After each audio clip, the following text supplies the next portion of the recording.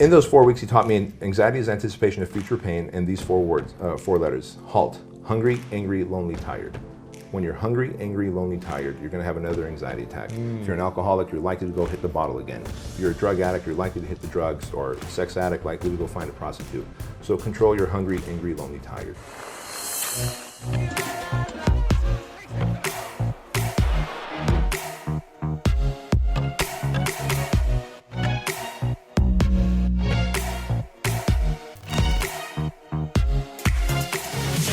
Welcome everyone back to the School of Greatness podcast. We've got Bedros in the house. My man, good to see you. Thank you for having me, Louis. Man who has helped me with so many things in my life. Thank you. I appreciate you being here. The last time you were on, we were talking about the power of masterminds. Yes. And that blew up for people. It opened up so many people's eyes on how they could really scale their business around their expertise as opposed to doing one-on-one coaching. They could do the same coaching to many, charge more, add more benefits. Yeah. Greater value, right? Greater value. Yeah. You helped me launch my mastermind, the Greatness Mastermind, which has been a game changer for not only me, but everyone in it. Yeah. You know, everyone I see in the mastermind is constantly blowing up. You've seen a lot of these people that blow up. Such great people too. I've people. had the good fortune to speak at one of them, and you attract the most amazing, impact-driven people, man. Good people. Yeah. Well, when you speak into purpose on your mission and your vision, you attract people that have a similar vision or mission. And but we're here talking about how you've built business in general. You've got one of the biggest and fastest growing franchises in the world, is that right? Yes, yep, currently. Called Fit Body Bootcamp. Currently, it might be even bigger sooner. Right, yeah, Fit Body Bootcamp. And you've been a very successful entrepreneur in the fitness, let's say, entrepreneurship space for over a decade, doing a lot of different things. Your own masterminds, to franchises, to personal coaching and training in the very, very beginning and things like that. And you've helped thousands of entrepreneurs at your live events and your masterminds scale and grow their businesses, typically in the entrepreneur / fitness, health, and wellness space. It's kind of the main niche, we would say, that you teach. But you very accurate, teach a lot of business people. But you have a book out called Man Up, which, make sure you guys pick it up right now, Man Up. And this is principles on business and life, on how to cut the BS and kick ass in those areas. Yeah. So we got to address the elephant in the room first. The title. The title, Man Up, because some people may say, well, that's against what we should be saying right now. Sure. Because that's what puts people's masks on, right? Sure. That's what puts the mask on and allows us to disconnect. So why Man Up as a title? And what are your thoughts? Very, very good question. And being a fan of your book, The Mask of Masculinity, and having read that and realizing actually all the masks that I had on. Me too. Which was probably a whole other podcast, and you and I kind of have a similar journey there. But Man Up really started off as a mantra to myself. Like anytime I was afraid and reluctant to do something, I was like, hey Bedros, it's time to man up. But truly where Man Up comes from is human up, right? And here's where this kind of logic to me made sense, because I was a hypocrite. And I needed to constantly tell myself to man up, to human up to my fullest potential. How were you a hypocrite?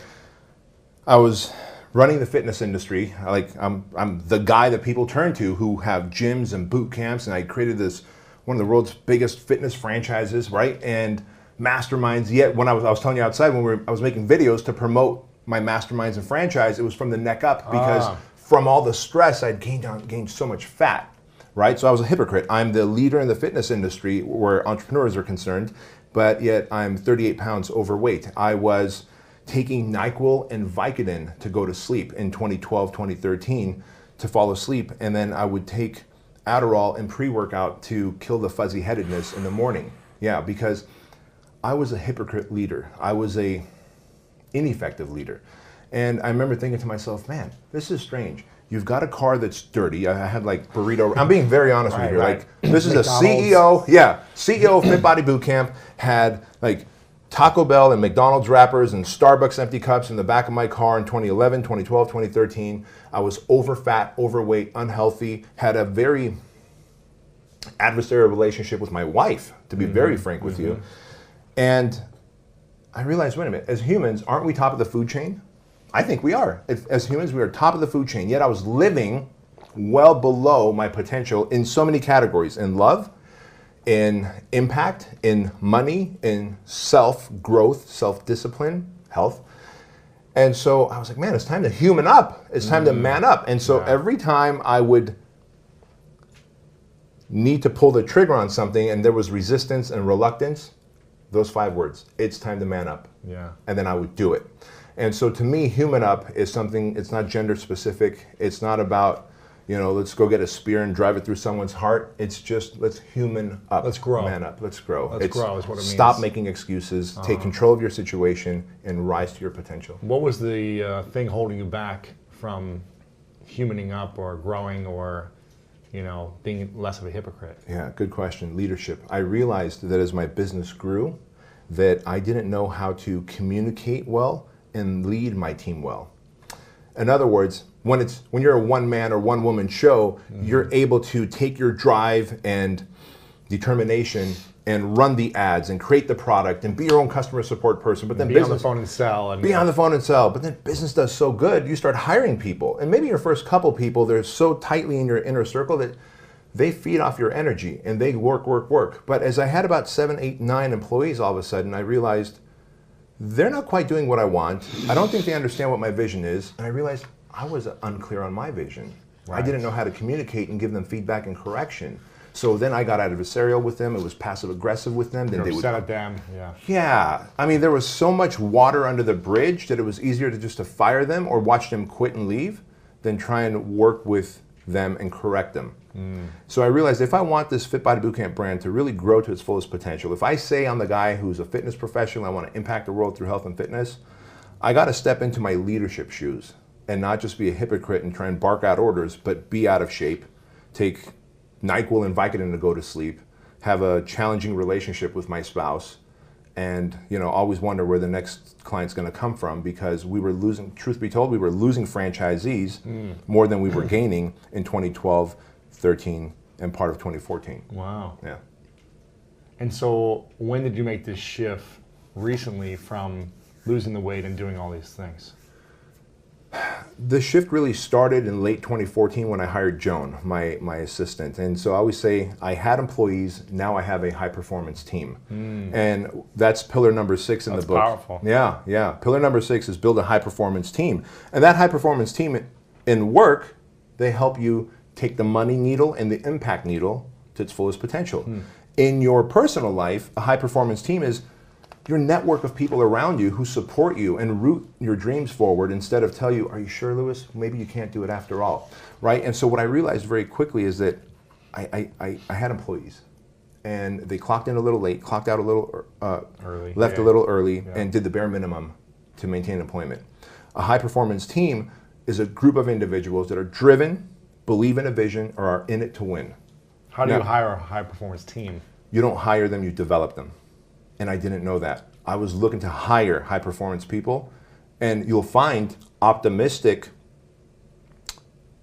urgency driven, type A people who are enthusiastic versus pessimistic, right? But then you put them in an environment that's negative, and they're either going to come down to the lowest denominator and start being pessimistic and have no urgency and no attention to detail, or they're going to quit and leave. And those are one of the two things that would happen. Man, hired this person, he was a hotshot. I remember one guy, his name was Nick, and I tell the story about Nick in the book. He was a hotshot, dude. All of a sudden, all-star. Yeah. He showed up early, worked hard, like he could almost predict what our needs were as a company. Amazing. And execute, yeah. But then Nick started to slack off, show off late, had started developing some kind of resentment towards me and me towards him. And before you know it, he put in his resignation and left. Here's proof that he was a hotshot. He moved to Hawaii, opened up his own business, and it's thriving. And I'm one of his biggest fans right now. And we talk till this day because I had to reach out and say, you know what? I was a horrible leader. And I'm glad you left because you had a bigger purpose. Wow. He could have been someone big in my organization. So when I hired Joan in 2014, mid-2014, as my assistant, I was like, oh my gosh, here's someone with so much potential. Go-getter, positive attitude, can do. And I realized, you know what? I'm the one that brings them down. Wow. Yeah. So I need to step up into my leadership role to keep Joan. The only reason I started actually working on myself, my mindset again, my health, my communication, clarity of vision, decisiveness, was because I wanted to keep Joan and not lose her because there was some sense of stability. Now it was like 2 against 7. As opposed to 1 against 7. Yeah, yeah. Now it's 2 against 7. I knew if I could just keep doing this, I can turn the tides. Wow. And over the next 4 years, that's what happened. I turned the tides. Now we have a team of 42, just fighter jets, no crop dusters. Wow. Yeah. So you hire for a certain potential that could be all-star. Yes.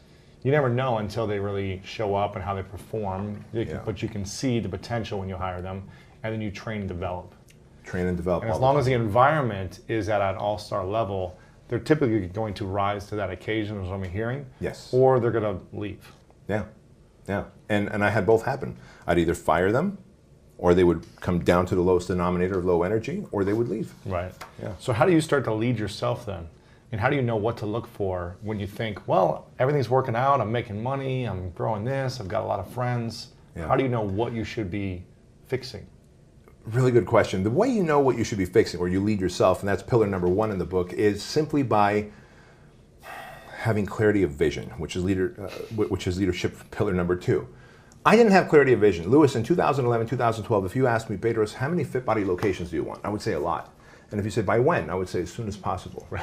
So now if you have not a clear vision. That's not a clear vision. That's as fuzzy as it gets. And so as I got clear on my vision, I realized, gosh, I want 2,500 locations by the year 2023 so that we can impact 5 million lives a day. Wow. Those are the metrics, right? Because what, 100 people a day come through, or what's if each location had 500 clients and each client impacted 2 people in their lives, which is the metrics that we have right now, right? And we had 2,500 locations, that's 5 million people a day that we would be impacting through health and fitness.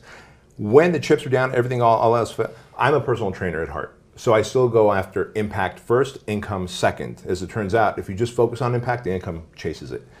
Income will always chase impact. On the flip side, you try and make income, you'll never reach your fullest potential because you don't know what that is. And you'll feel empty a lot. Yeah. I know so many people, Tim Sykes is a buddy of mine who's a good example. He was making so much money trading stocks, penny stocks, right?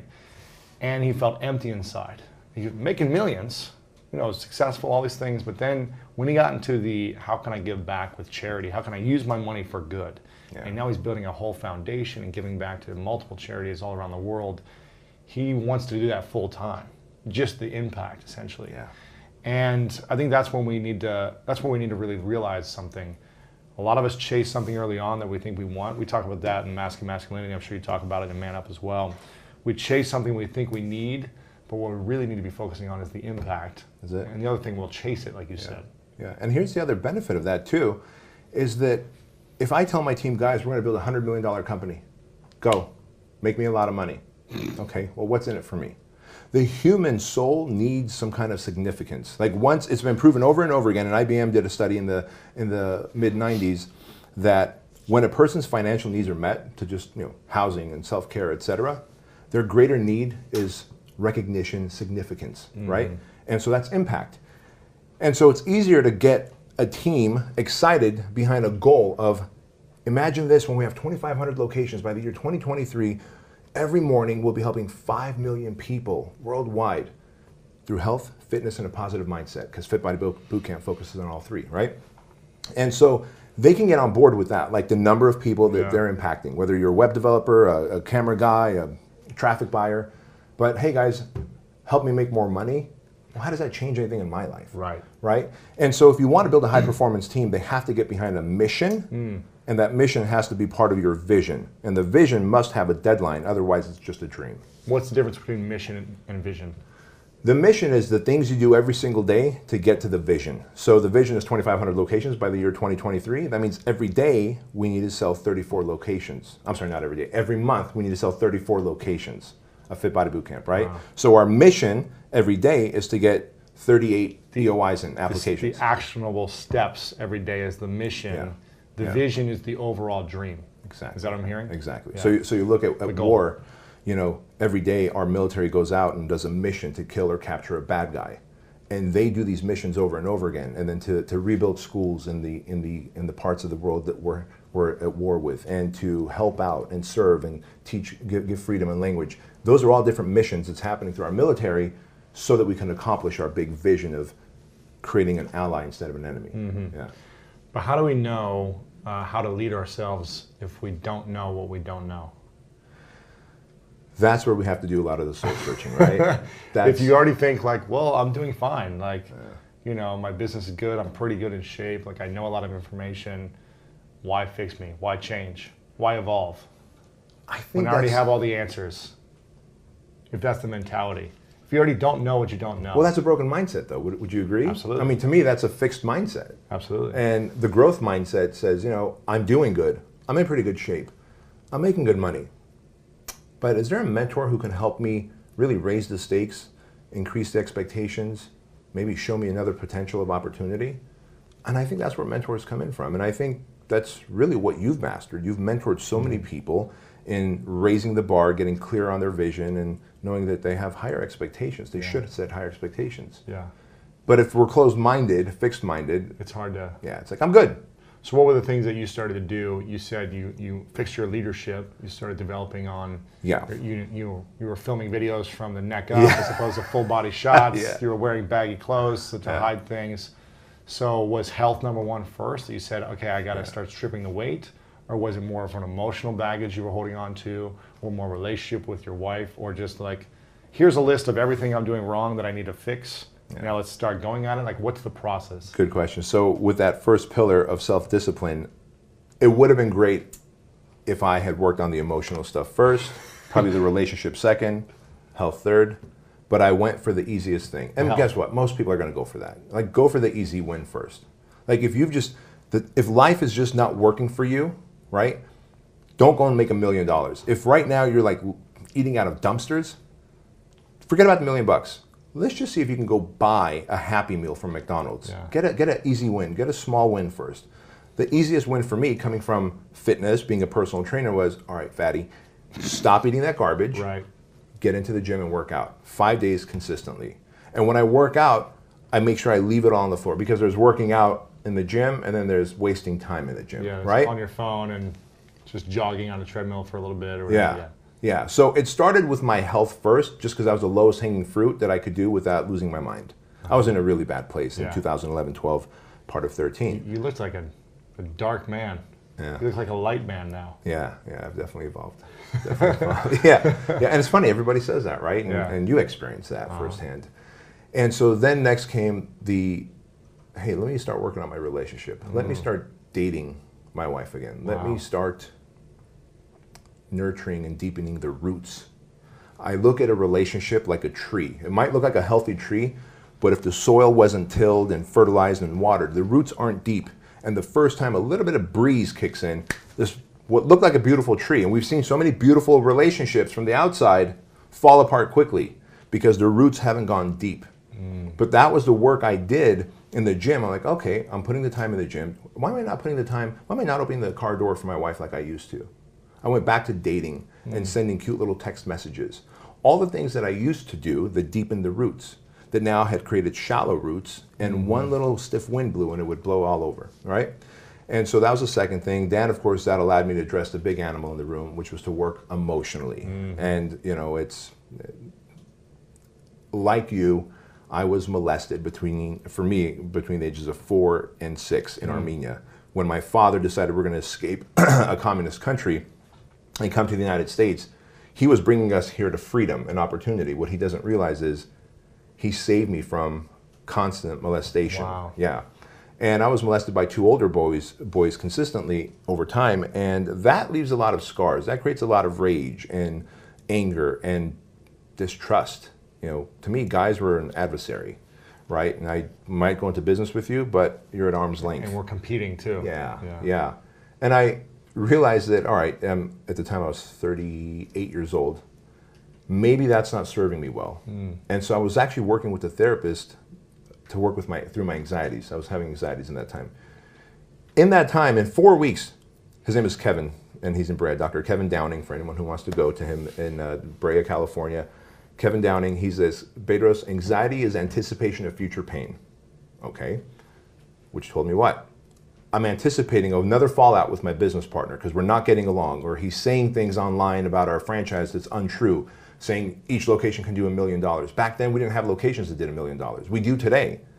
We didn't have it then. And so people would call us out like, hey, show me the location, right? So I'd have to go and, that's not the moral cloth I'm cut from. Sure. Like, I just say what we do. And so I was anticipating future pain. So he said, just deal with the stuff that's going to give you pain. So I had a talk with him, and I talk about that in the book. And I said, hey, we have to part ways. You can buy me out, I'll buy you out, but one of us have to leave Fit Body Boot Camp. And it turned out that I ended up buying him out, and I took over the helm of Fit Body Boot Camp. And in those 4 weeks, he taught me anxiety is anticipation of future pain, and these 4 words, 4 letters: HALT, hungry, angry, lonely, tired. When you're hungry, angry, lonely, tired, you're going to have another anxiety attack. If you're an alcoholic, you're likely to go hit the bottle again. If you're a drug addict, you're likely to hit the drugs, or a sex addict, likely to go find a prostitute. So control your hungry, angry, lonely, tired. Make sure those cups are full. Wow. And not empty. So in 4 weeks, I said, Kevin, thank you so much. I haven't had an anxiety attack for 4 weeks. Peace out.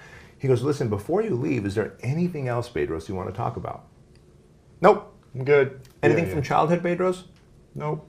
No, some stuff happened, but, oh, no, I said, my dad used to beat me, but, being a communist parent, that's pretty normal. I was never put on restrictions, but my dad would beat me a lot, right? But that was like all Armenian kids got beaten, all communists.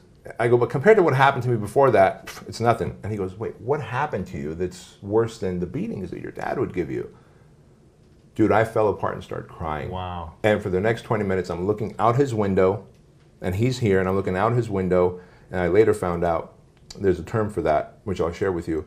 And he goes, what happened? And he's trying to talk me through this. He goes, is it okay if I ask questions? And I can't even articulate. I'm just shaking my head. Yes, you can ask questions.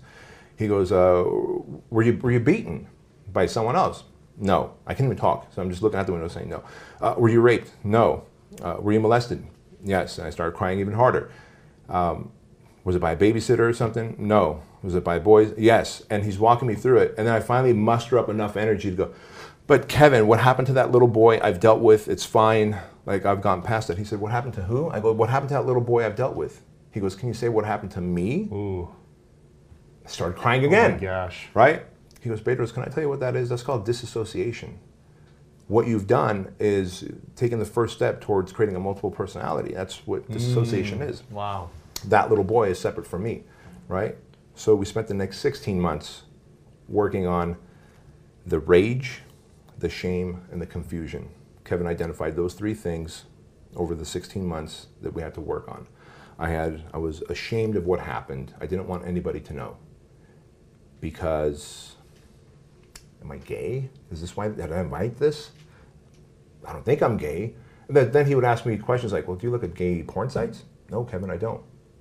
Bedros, you're not gay. That happened because little boys look up to older boys as a rite of passage, and those older boys took advantage of you. Now, that sounds like common sense, but my simple mind didn't understand that. It was just, what happened to me? Why did I encourage it? Is it because I'm gay, right? And so it was the shame of, I don't want anyone to know. It was the rage of, how did this happen to me? Like, I can't believe this. Like, this will never happen to me again. I'm going to be big and strong and powerful. Right. If you ever read the book, The Body Keeps the Score, Yeah. great book. Talks about guys who have been raped, molested, whatever, go into hardcore competition, start using steroids. I use steroids to get big and strong. Money is power, right? And so, yeah, I all wrapped it up with like, well, I just want to be big and strong, and I want to be powerful and with wealth. But truly, it was isolation and insulation, protection. So it was shame, rage, and confusion. And the confusion was, did I do something to make this happen? Like, is this something that I said to these boys, and I tried to go back to think of them in that time, but I don't remember, and so now I'm confused, and so maybe I actually initiated it, I didn't, and he helped, and the way he described it, he says you got 3 beach balls, shame, rage, and confusion, and you're in the pool, and you're holding one of those down. Wow. Sooner or later, like, you're gonna have an itch, boom, and it's gonna pop out, and when it does, that's your anger, right, and that would blow up. And so we dealt with that for 16 months, and that was the first time I was able to talk about it. And it's just a blip on my timeline. It doesn't define me. It's just a blip on my timeline. Right. When was the 16 months up? Almost 2 years ago. Yeah. Yeah. Almost. When did we talk? Was it about a year and a half ago? Or about a year and a half ago. Yeah. Ago? So maybe 2 years ago almost. Yeah. Right around there. So that the time I'd probably just finished working with Kevin, and I still like connect with him like once a month. I'll go see him. But it was weekly, every Monday, 6 p.m. And the reason I chose Mondays was because those were my hardest days at work. And I was so exhausted. I figured... That's when HALT was in... Yes, I'm most likely to halt, right? So why not go see your therapist when you're most likely to halt? Yeah. Wow, that's amazing. And what has happened over the last year and a half since you started essentially leading yourself and fixing the leaks, Yeah. like you talk about in your book. What's happened in the last year and a half since dealing with the most important thing, which is, I think, the emotional side of our own personal life. Yeah. Well, my business has grown by 10x, literally 10x. In 2 years. In 2 years. I mean, you came to our corporate office. You saw that when you came, we had just purchased that probably 6 months earlier. Like I bought a big 16,000 square foot office with our own filming studio and everything. Like we were renting a small little place because we couldn't afford anything better. Our sales have gone through the roof. Our revenue's gone through the roof. We've raised our prices and keep raising our prices. And it's all because it's a better product, not because I have the confidence to raise my prices or my marketing evolved in any way. Everything was the same. I just improved the product. I felt more confident and authentic. You know when you're hiding a secret and you don't want anyone else to know? Mm-hmm.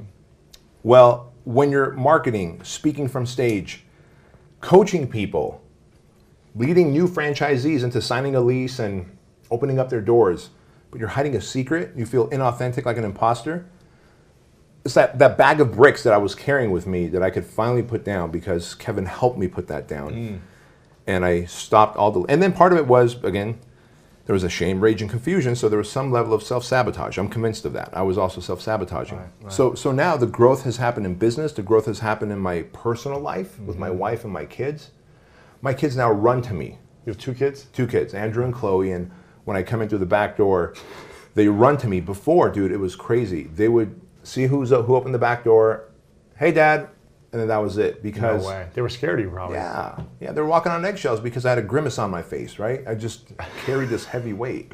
Yeah, I can't tell you how much the personal work, the self-discipline work, from the mindset to the deep down, diving deep in your soul and fixing yourself. And by the way, no one leaves this planet unscathed. No one comes in unscathed. The stats are something like 1 out of 4 people have been molested or raped. 1 out of 3 have had some kind of trauma. It doesn't matter what the trauma is, like beatings, molestation, rape, something, emotional abuse, verbal abuse, something. You got to deal with that stuff. If you don't, you're looking at life through those twisted filters, and everybody's an enemy and everyone's a suspect, and the fight or flight portion of your brain is just It's always on fire. The challenging thing is, we've talked about this a bunch from just what's happened in the world over the last year, right? All the different trauma that's happening from men causing the sexual violence, the domestic violence, the killings, the racial violence, everything that's happening. A lot of this is stemming from men who feel caged in their emotions. And when we feel like our emotions are free, then we become very powerful men in a different type of way. Not a harmful way, but a loving way, where people run to you like your kids, as opposed to hiding from you or afraid of you. And I think that's what we get to do as all humans, but especially as men who feel like we're not able to express our emotions or talk about those things. You're a great example of this. I feel like I'm a decent example of this as well, of like, okay, when we open up about these things, it doesn't have to be to the world. You don't have to come on a podcast and talk about this, but when we deal with it, and we can have open conversations with our spouses or our boyfriend and girlfriends or whoever it may be, and it not have control over us and it not consume our thoughts, that's when we can really lead and have a powerful vision and lead forward in our life. Yeah. Whether you're looking to build a business or just looking to live a great life, you can have a clear vision then, as opposed to constantly in anxiety like you talked about. Yeah. And you can't build a great business without a clear vision and a clear path. And you can't have a clear vision when you're living in anxiety all the time. Exactly. It is unfocused and foggy at best. That's it. Unfocused and foggy at best. So you have these 3 parts. First, leading yourself, essentially dealing with all the types of weights that you've been carrying your whole life. Otherwise, you're a hypocrite leader. If you're going to tell people, like, I want you to do X, but you're not doing X, right? I want you to be disciplined and show up on time, but you're not showing up on time. I want you to think fast, be a problem solver, but you're not a problem solver because you're foggy, you're slow. In my case, you're on Vicodin and NyQuil, right? How can I expect that of them? And so there was a gentleman, I forget his name right now, I'll think of his name as we talk. He talks about you could either be a want-to leader or a have-to leader. And the difference is a want-to leader is a leader who leads from the front because he's done the work first, right? And his team says, I want to do this for him. I don't want to let him down, so I want to do this for him. A have-to leader is, I have to do this, otherwise he's going to chastise me. I used to be the have-to leader where if you didn't do it, I'm chastising you, firing you, or you're pretty much dead to me where I'm just icing you out. In my own office, man, it was a small office. I was icing people out. And part of it was a poor communication. Part of it was I had this chip on my shoulder. Part of it, right? I mean, there's a conglomerate of things that caused that, but it all starts with the self. And I've become and I love this, and I love saying this around my guys here, because they'd rather get written up and I not find out. They'd rather the two VPs, one of the VPs write them up and I not find out, just for some goofball mistake they made, rather than get written up and me find out, because they don't want to let me down. Wow. Does that make sense? Yeah. Or me find out but not get written up. Sure. They don't want to let me down. I've had so many team members say that. So how do you build your team? How do you find people and, I guess, facilitate an energy so that they want to be, what is it called, a want-to leader instead of a have-to, or a want-to team member. Yeah. Want-to team member. How do you train that or create that, inspire it? Let's say. Yeah. So really, it starts off with you got to have high morale, because everyone's like, how do I build great culture in my business? They come to our place. How do I build this culture? Don't worry about culture right now. Where's the morale? Is there any great morale? Like, what do you guys do for fun? For fun, well, I don't know. A couple of people take lunches together and they walk around outside. Like, I'll randomly call up a lunch truck. And hey guys, a lunch truck is pulled up, like we're all gonna have lunch together in the learning center downstairs, where I got this goofy little game we play. I don't even know how I started it. I'll just gather all 40 some odd people together and I'll whistle a little piece of a song. I happen to be an expert whistler. And I'll say, first person to name the song and the title wins this $10 gift card to Starbucks. Nothing big, but for a moment, everyone's like, oh, that song, and they'll name the title, but not the song, not the artist, and and someone nails it, and then we just had a moment of fun together. Connection, yeah. Yeah, right? And you know, I'll have barbecues at my house, and we have an epic Christmas party, and it's the morale. When the morale is good, culture is organically developed. I don't know how to build culture. I know how to keep morale high. And I know that if there's one person who's got low morale, if I don't part ways with him or have him step up to his better potential and improve his morale, then everyone goes, uh-oh, B now accepts a lower, he tolerates lower expectation. Wow. Let's all bring it down. Wow. Does that make sense? One person can bring it all whole thing down. And I was that guy where it's like, oh, he's not causing that many problems. He'll snap out of it. We address everything very quickly these days. So how do you get the morale of one person to get higher if they're not willing to go to that level? I'll give you an example. I pulled one guy in. We'll just call him Joe. Hey Joe, can I take you out for coffee? And this is something else I learned. Before it was sit across from me at my desk. Well, all of a sudden I'm in the power position, and you're like, am I getting chastised? Hey Joe, can I take you out for coffee? We went out for coffee to the local Starbucks, and I've been out for coffee with both of these guys here, actually, in fact, just for fun. It's not always like, hey, let's talk about your morale. Just to talk about life, right? But that's what I love. Like, I create an environment now where they feel like, hey B, can we go talk about my life's journey? Can you give me some guidance? Like, wow, you want that from me? Like, that means you trust me so much, right? But in Joe's particular case, hey Joe, let's go get coffee. We went to Starbucks, and I said, hey look, I can tell your energy's off. I can tell you're kind of just schlepping around here at the HQ, and you're doing the bare minimum to maintain employment. I just want to know, you don't have to tell me if anything's going on in your life if you don't want to, but is there anything I could do to help you step into the Joe that we knew, right? Because you'll see people do this in their work energy, over time. And he was very honest with me. He was like, man, I do have some problems at home, but I don't want to talk to you about it. But those problems are not going to end anytime soon. I just kind of made my assumptions of what it could be. He never did tell me.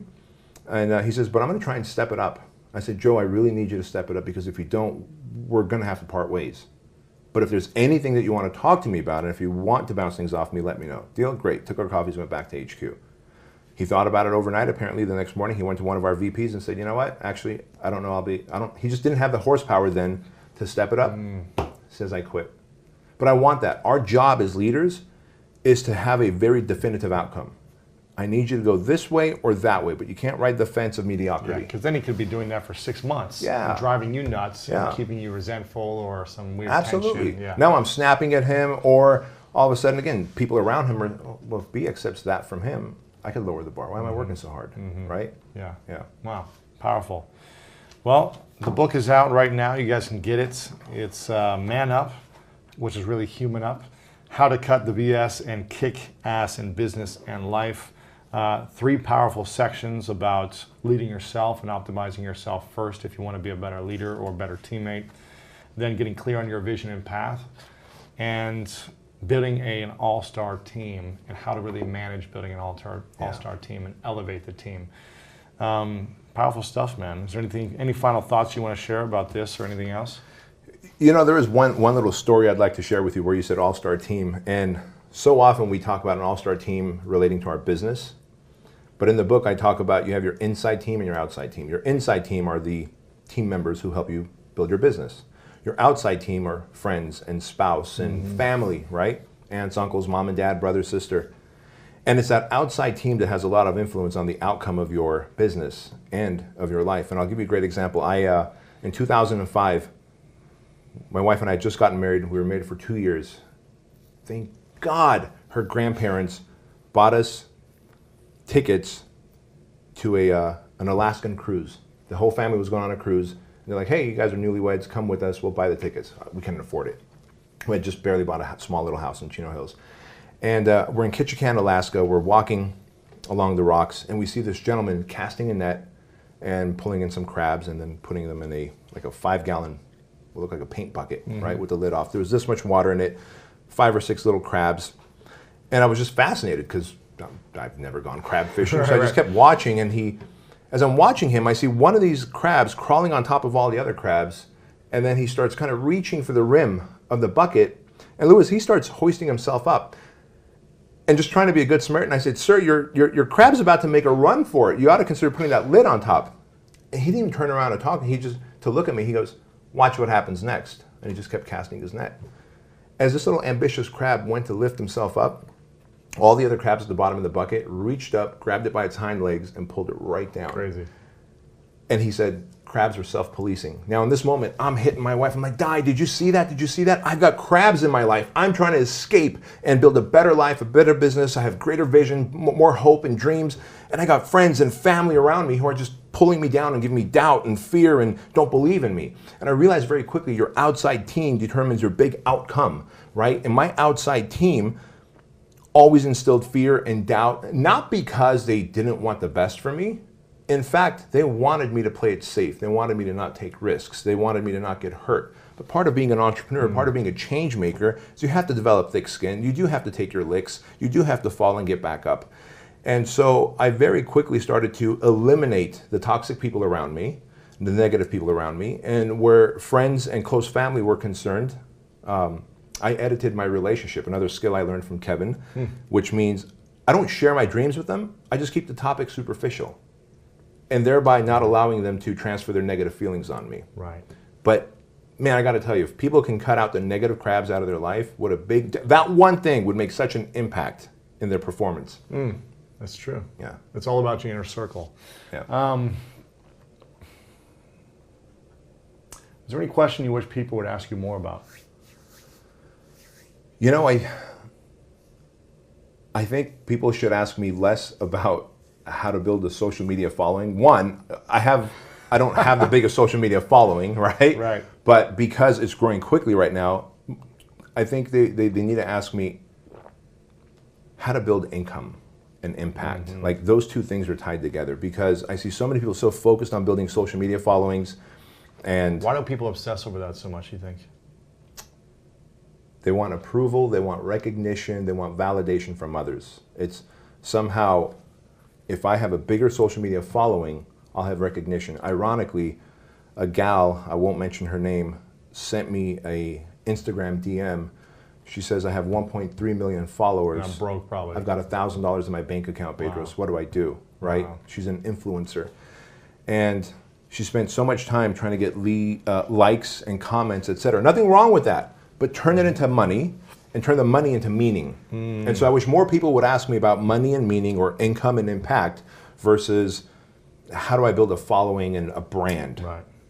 You know, that stuff comes later. Like, make money so you can have meaning, because in life, and we talked about this offline before the cameras went on, we're like that Australian shepherd, right? If the shepherd has no animals to herd, it gets depressed, it starts getting anxiety, and it starts, in the absence of hurting anything, it starts digging holes everywhere. It gets antsy. We as humans, if we don't have purpose and if we're not serving, we begin to dig holes in our life and cause problems that weren't there, have anxiety and depression that shouldn't be there, right? And if you can make money, if you can focus on making money and then having some significance and meaning with that money, you've now developed service and purpose, and turns out that's kind of coded into our DNA, and we need that. We're always looking for meaning.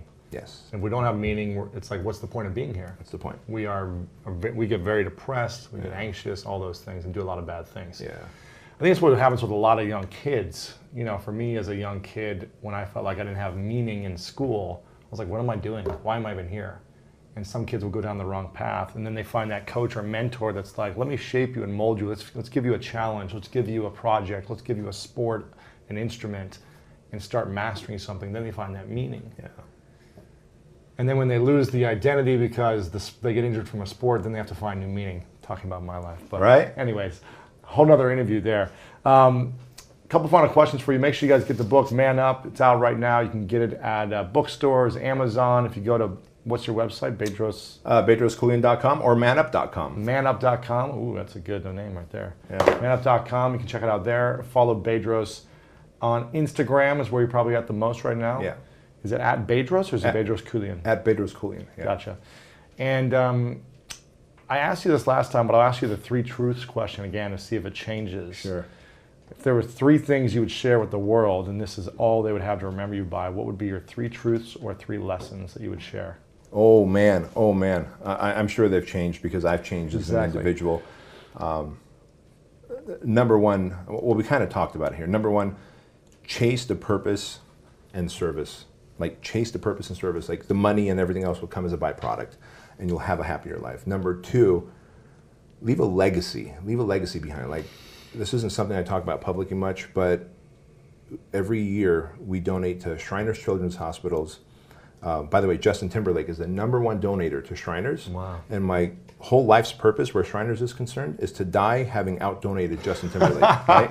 Wow. So we've donated, That's big. we got awards upon awards. So you just keep donating money and they keep sending you awards. So we have 97 kids adopted through Compassion International. We've got $250,000 donated every year to Toys for Tots, right? The Marine Corps Toys for Tots. And leave a legacy. Like, if you don't have kids of your own, find kids, because this isn't me being pessimistic, this is me being a realist. Some adults are hard to mold and change, but you can take young generation and mold them, change them, influence them. And for me, it's legacy. So we got purpose and service, leave a legacy behind. And then of course, always be authentic. And I share that with my kids, Andrew and Chloe, like be authentic, be you. Don't try and conform. Right. Because it's so difficult. That's a moving target. But I know how to be me really well. That's good. Yeah. Well, those are great truths, and I acknowledge you for showing up more like you in the last 2 years than ever before. I knew you before. Yeah. I think I've known you for about 6 or 7 years, Yeah. and it's incredible to see the shifts that you've made in yourself. Even while you were at the, let's say, top financially or growing a business, you decided to dive in and work on the emotional side of things and the relationships and the health, and that's what really matters the most in my mind. The business is going to be great and it's going to grow and you're going to make tons of money, but at the end of the day, that doesn't matter unless you're working on you and your relationships and the people that matter the most. So thank you for being the example, and I acknowledge you for all the work you're doing. Man up. Make sure you guys get a copy. Support our friend Bedros. Get a couple copies for your friends as well. Final question, what's your definition of greatness? Oh man. My definition of greatness would be to go to my deathbed and realize that I haven't peaked yet. Here's why. I'll tell you a quick story if I can. Tony Soprano in The Sopranos. There was a scene where he says, remember when is the lowest form of conversations that any 2 people can have. Hey, remember when I made that touchdown? Remember when I could bench X amount of pounds? Remember when I had $1 million company, right? I never want to peak. So my mentality over the last 5 years has been never peak, the best is yet to come. So my definition of greatness is, can I keep evolving and recreating myself and becoming the best version of myself, but never peak until the day I die? Like I want to take my last breath and go, this was the peak, and go. Wow. That's greatness to me. Bedros Keuilian. Thanks, brother. Thank you. Appreciate you, man. It was great.